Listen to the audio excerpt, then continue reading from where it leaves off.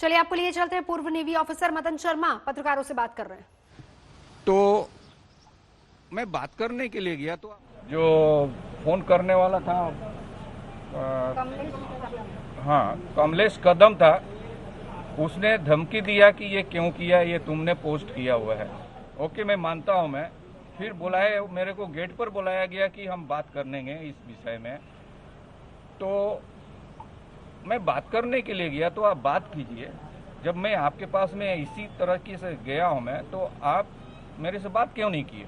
आप पीछे से, आगे से, पीछे से मारने लगे। मैं उधर से भागा तो आप देख रहे हैं फुटेज में कि मुझे पकड़ करके फिर से ड्रैग करके लेकर के किया गया है। तो इस विषय में मैं उद्धव सरकार जी को मैं देख रहा हूँ कि वो भी देख रहे हैं बॉम्बे में किस तरह का प्रशासन चल रही है, किस तरह का कानून व्यवस्था है। ये सिर्फ बम्बई के लोग नहीं, पूरे महाराष्ट्र और पूरे इंडिया के लोग जो हैं, भारत के लोग परेशान हैं इसको देख करके। वो लोग पूरे देश से समर्थन कर रहे हैं कि ये सरकार को जो है बदलना चाहिए। और मैं भी इस चीज़ को मैं आग्रह करूंगा उद्धव ठाकरे जी को, चीफ मिनिस्टर उद्धव ठाकरे जी को, कि अगर आपसे ये संविधान आपका गवर्नमेंट नहीं चला सकते हैं तो आप रिजाइन कर दीजिए। जनता को अपना सरकार चुनने दीजिए जो कि कानून व्यवस्था पर नियंत्रण करे। शर्मा जी, आपको लगता है कि आपको न्याय मिला है? क्योंकि जो लोग अरेस्ट हुए थे उनको तुरंत जमानत भी मिल गई। मेरे को जिस तरह से आप लोग देख रहे हैं, मेरे को ड्रैग करके मारा गया है, उस पर दाफा जो है गलत लगाया गया है। ये दाफा जो है प्रशासन से जबरदस्ती कराया गया है पुलिस वालों को। वो पुलिस वालों को बोला गया है कि कमजोर करो इस केस को ताकि वो छूट जाए, और वही हुआ है। तो सर आज 1 बजे उद्धव ठाकरे जी आज 1 बजे बात करने वाले हैं सर, और तो आपको क्या तकलीफ हो रही है अभी? मेरा तकलीफ जो है इंटरनल है, ये चोट लगी हुई है। मेरा आंख से दिखाई नहीं दे रहा है, मैं एक आंख पर ही मैं हूँ, अभी बात कर रहा हूँ मैं। मेरे को कई जगह चोट लगी हुई है इंटरनली, वो मैं बियर कर रहा हूँ, आप लोगों के लिए आया हूँ। मैं रेस्ट कर रहा था, लेकिन ये भी जरूरी है कि हमारे देश में कानून व्यवस्था को बनाने के लिए एक मुहिम आप लोग जो छेड़े हुए हैं, इसको मैं साथ दूं। आप लोगों ने सुरक्षा की मांग की थी, उस बारे में कोई अपडेट अभी तक आपके पास?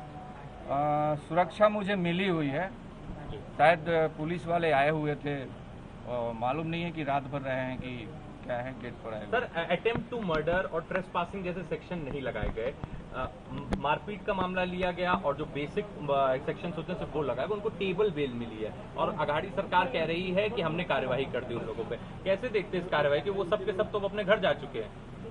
मुझे लगता है कि अटेम्प्ट टू मर्डर होना चाहिए केस, क्योंकि मुझे धमकी दे के बुलाया गया है। धमकी दे के बुलाया हाँ, गया। एक बड़ी बात।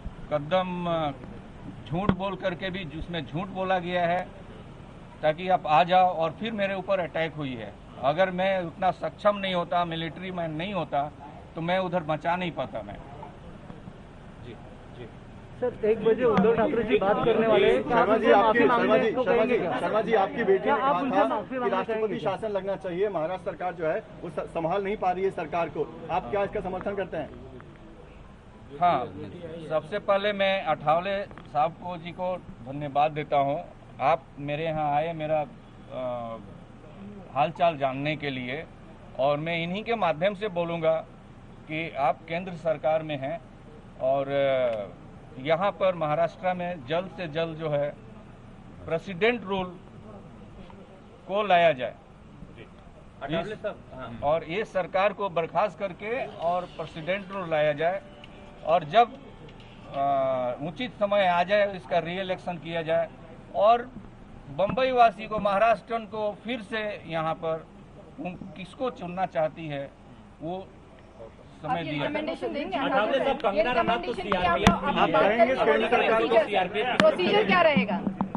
मुझे लगता है कि जो मदन शर्मा जी बोल रहे हैं कि यहाँ लॉ एंड ऑर्डर का फंडा उड़ रहा है, यहाँ मतलब मदन शर्मा जी पर इतना हमला हुआ और ये अटेम्प्ट टू मर्डर की केस लगनी चाहिए थी, लेकिन सरकार इनकी है, इसीलिए सरकार इनकी होने के बावजूद पुलिस पर दबाव लाकर 324 या ऐसा कुछ कलम लगाया है एक तो 307 या 326 ग्राम लगना चाहिए था। ये लोग 15-20 दिन अंदर रहना चाहिए था, तो उनको ये याद आता था कि इसी तरह का मारपीट करना ठीक नहीं है। और एक नेवी के ऑफिसर को इसी तरह का हमला करना अच्छी बात नहीं है। उन्होंने कोर्ट में जाना चाहिए था, उन्होंने पुलिस की कंप्लेंट करनी चाहिए थी, लेकिन इसी तरह हमला करना, गुंडागर्दी करना, ये शिवसेना की आदत है।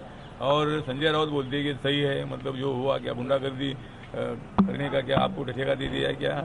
गुंडागर्दी क्यों आप करते हैं? आपकी सरकार है, उद्धव ठाकरे जी की सरकार को क्यों बदनाम कर रहे हैं? और सरकार इसी तरह चलती रहेगी। अभी कंगना रावत को भी, मतलब अपने कंगना रनौत को भी, मतलब ड्रग के केस में फंसाने की कोशिश हो रही है।